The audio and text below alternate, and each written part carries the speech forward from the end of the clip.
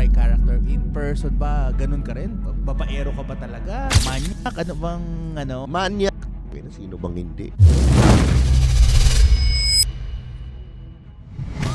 Diba? Kung hindi ka manyak, dejavuing kita ngayon. Diba? Pero ibig sabihin, medyo bastos. Medyo I could bastos say ka. maginoo pero medyo bastos. Babaero, yeah, before.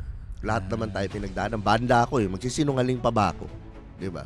Dati, oo. Si Tio Bray kasi yung character na nilagay ko yung sarili ko noon and at the same time, minagnify ko pa. Kumbaga kung si Brian, man ito, 5 times man ito si Tio. Parang Doon ka ganon. kasi nag-i-enjoy. Parang yun na yung Oo. naglalaro sa isip mo. Bakit hindi mo pa gawin sa camera? Oo, yun. Na hindi yun. mo kayang gawin sa totoong buhay. At Oo. least sa camera, nagiging mas pumapatok siya. Oo. Tsaka ano eh, one thing I've learned, yung mga nakikita mo sa social media, magnified yun.